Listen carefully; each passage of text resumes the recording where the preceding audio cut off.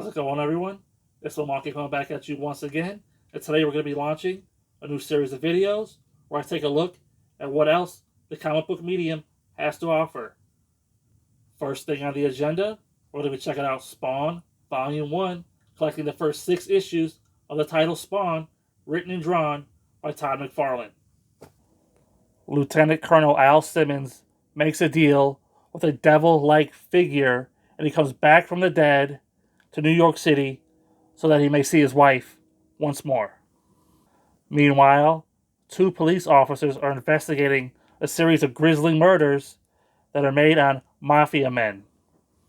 Al Simmons, also known as Spawn, upon his return to Earth, he has amnesia. He can't remember anything. He knows he has a wife, but he doesn't remember who she is or what she looks like until he suddenly does remember her, and then he goes to her house only to realize that she has moved on. Spawn then takes on a character named the Violator. Breaking up the fight, the character known as the Master, who is this devil-like figure that Spawn sold his soul to, tells Spawn that the more he uses his power, the quicker he will come to his second death. And so Spawn, he can't have that. Over the course of these first 6 issues, Spawn regains more and more of his memories. He remembers the U.S. government agency that he was working for. He remembers the guy who was in direct command above him, and he hates that guy. But since Spawn has sold his soul for a second chance on life here, he decides that he's going to do some good, and he takes on a child murderer. Now, while all this is going on, there's been sightings of this new hero in town, Spawn, right? But he's not really a hero at this point. But the Mafia doesn't see it that way. The Mafia blames Spawn for killing all its top guys in these grisly fashions. So the Mafia, they decide to retaliate, and they send a character named Overt Kill after Spawn.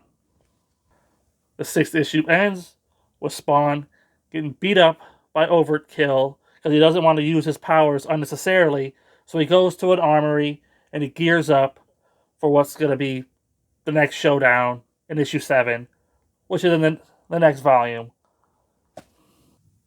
So let's talk characters featured here in the Spawn comic. We'll start off with Lieutenant Colonel Al Simmons, who is an American war hero who once stopped a presidential assassination. Then we have Wanda Blake, Spawn's former wife, Terry Fitzgerald, Wanda's new husband, and the father of Wanda's child. We have the 2 lead investigative cops, Sam Burke and his partner, known only at this point as Twitch.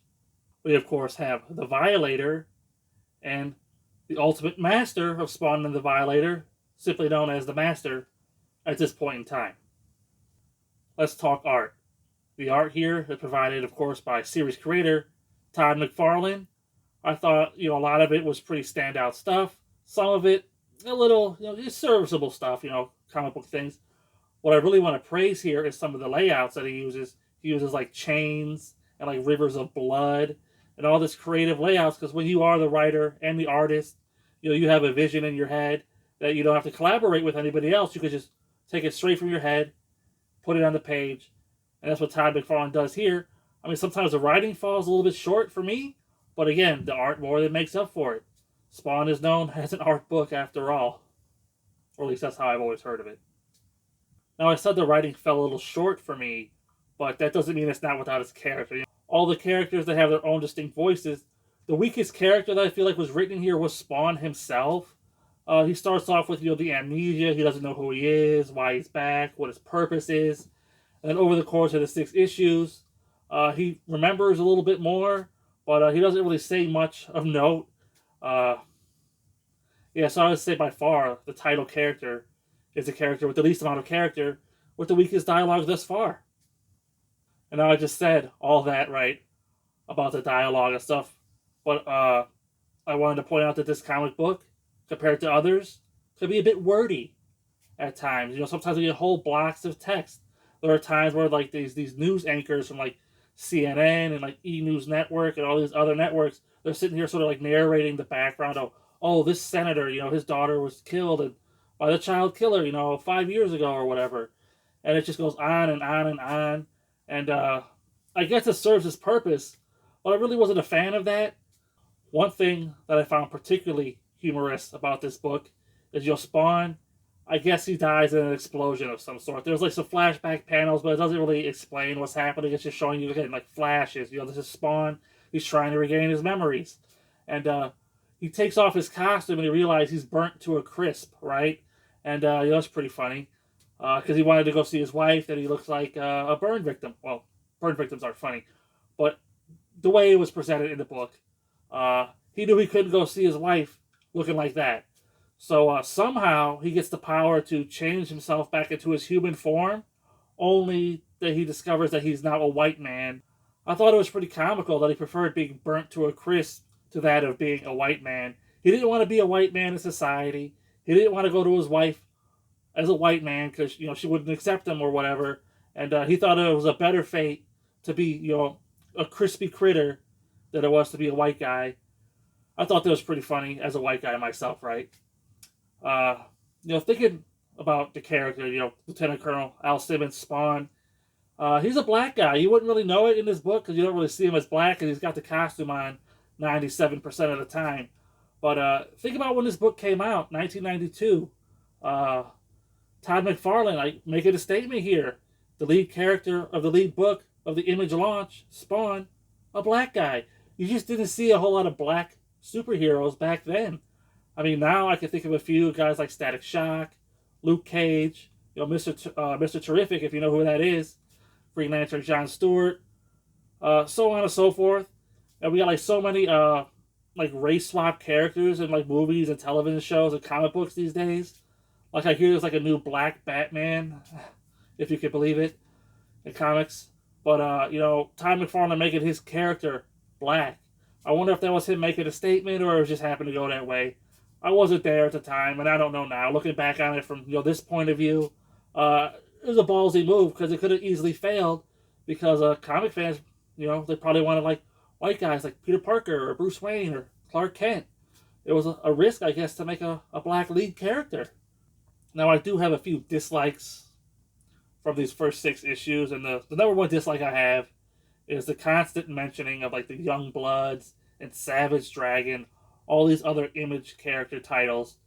I know that they're launching a comic line, and everybody was, mostly anticipating Spawn. That's why Spawn has stood the test of time. It's still being printed to this day. I think they're at issues 300 or 400. And so I understand that they're doing a little self-promoting in the books, but I don't know. Everybody being mistaken for a young blood, overt kill. He wants to kill Spawn for the Mafia because, he must be one of those young blood soldiers, right? I felt like it was a little too much at times. It doesn't overall hurt the narrative, but I have no interest in Young Blood or Savage Dragon. So constantly having these references of things I don't really know much about and I'm not going to explore didn't really do anything for me other than distract me. Also, the exposition and the narration by the news talking heads really reminded me of, The Dark Knight Returns. It kind of worked in that book, but here, I don't know. Especially since a lot of it was fluff with the E-News guy talking about who's dating who and the opinion pieces about, take the murderers off the street or whatever. Because, that's the thing, Spawn, he's not really a hero. He's kind of he'll kill. And he's killing in this book. He's not your Batman. In this edition that I read, there's a interview with Todd McFarlane where he says he compares Spawn to Batman, except that, Spawn will actually go the next level and kill the villains while Batman will just stop short. Or I'm paraphrasing, there was something like that. Yeah, so overall, I really enjoyed the first 6 issues of Spawn.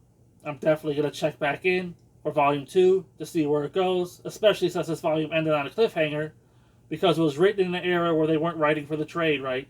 Issue 7 probably picks up right where Issue 6 left off. This, like I said, this Volume 1 is not the perfect volume where you get a beginning, a middle, and an end. Like I said, it ends on that cliffhanger. And I gotta see what Spawn does next. So I'm gonna go ahead and give Spawn Volume 1 4 out of 5. Gonna check out the next volume. So until next time, I'll see you there.